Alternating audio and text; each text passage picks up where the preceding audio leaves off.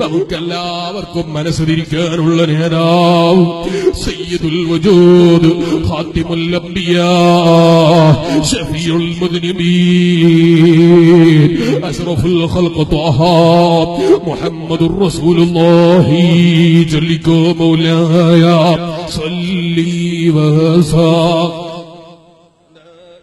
من أبدا على حبيبك خير الخلق كلهم محمد سيد الكونين وثقلين والفريقين بالقرب ومن عجم تلك مولاي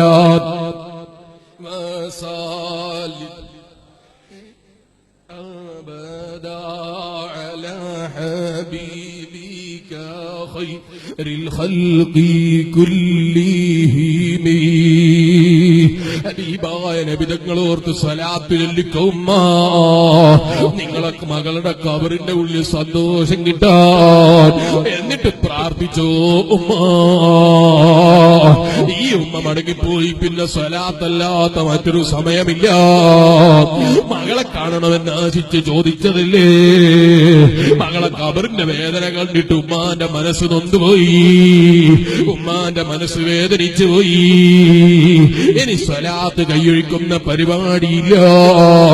എന്റെ മകളുടെ ഖബറിന്റെ ഉള്ളിൽ ഒരു സന്തോഷം കണ്ടിട്ടല്ലാതെ ഇനി സ്വലാത്ത് നിർത്തുന്ന പരിപാടിയില്ല. ഈ ഉമ്മ ഏത് സമയത്തും സ്വലാത്ത് തന്നെ.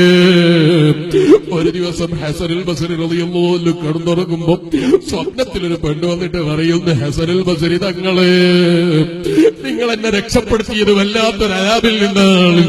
എനിക്ക് നിങ്ങളോടുള്ള നന്ദി തീരൂല. കിരീടം ധരിച്ചു വന്ന പെണ്ണിനോട് നീ എവിടെയാണ് മോളെ എന്ന് ചോദിക്കുന്നു.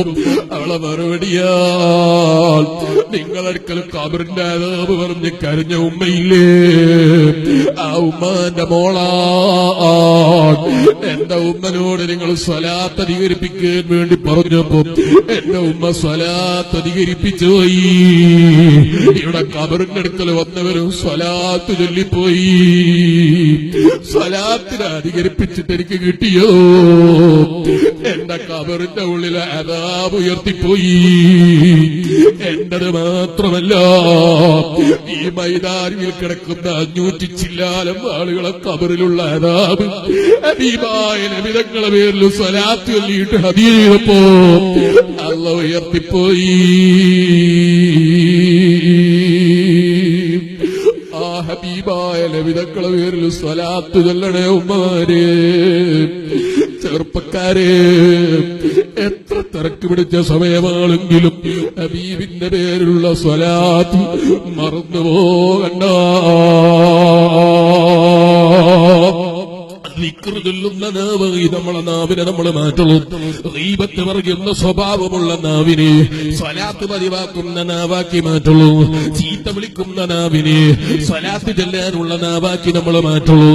അതുപോലെ നമ്മുടെ നാവുകളിൽ വരുന്ന തെറിവിളകളെ കൈയൊഴിച്ച് നാവിനെ സ്വലാത്ത് പതിവാക്കിക്കോ. അത് വിഷമങ്ങൾ നീങ്ങാൻ നല്ലതാണ്, പ്രയാസങ്ങൾ നീങ്ങാൻ നല്ലതാണ്, ഖൈറുകൾ കിട്ടാനത് നല്ലതാണ്, വിഷമങ്ങൾ നീങ്ങാനത് നല്ലതാണ്, ആഗ്രഹങ്ങൾ നിറവേടാനത് നല്ലതാണ്, മക്കള് നന്നാകാനത് നല്ലതാണ്, പരലോക വിജയത്തിനത് നല്ലതാണ്.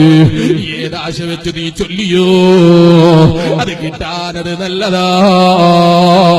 കാരണം റഹ്മത്തുൽ ലിൽ ആലമീൻ, ആലിമീങ്ങളെ തെറി വിളിക്കാനില്ല, പണ്ഡിതന്മാരെ നിസാരപ്പെടുത്താനില്ല, അവരെ കുറ്റവും പോരായ്മയും നോക്കാനില്ല.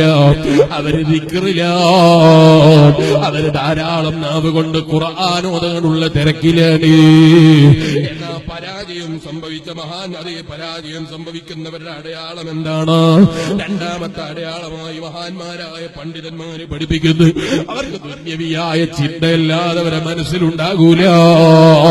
നാവെടുത്താൽ അവര് കളവല്ലാതെ പറയൂല, നാവ് കൊണ്ടവര് ദീപത്തല്ലാതെ പറയൂല, നാവ് കൊണ്ട് നമീമത്തല്ലാതെ അവര് പറയൂല, നാവ് കൊണ്ട് ചീത്ത വഴിയല്ലാതെ അവർക്ക് പതിവില്ല. നാവ് കൊണ്ട് നല്ലത് ചെയ്യും, ചെയ്യണമെന്ന ചിന്ത അവർക്കില്ല. ഇത് പരാജയത്തിന്റെ അടയാളമാണ്. റബ്ബേ, പാവപ്പെട്ട അടിമകളായ ഞങ്ങളെ നീ കാക്കണേ അല്ലാഹ്. സ്വലാത്ത് ചൊല്ലുന്ന ഖുർആൻ ഓതുന്ന നാവിനെ നീ ഞങ്ങൾക്ക് തരണേ അല്ലാഹ്.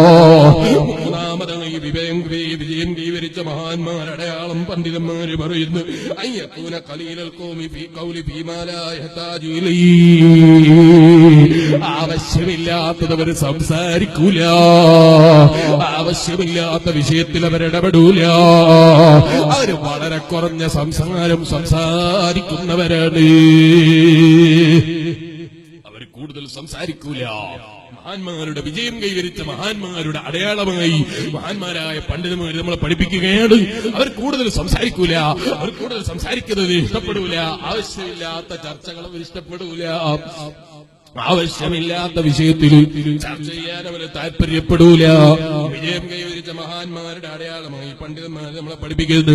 എന്നാൽ വിജയത്തെ പരാജയം സംഭവിച്ച മഹാദേവന്മാടികളെ കുറിച്ച് മഹാന്മാരായ ആളുകൾ പറയാണ്,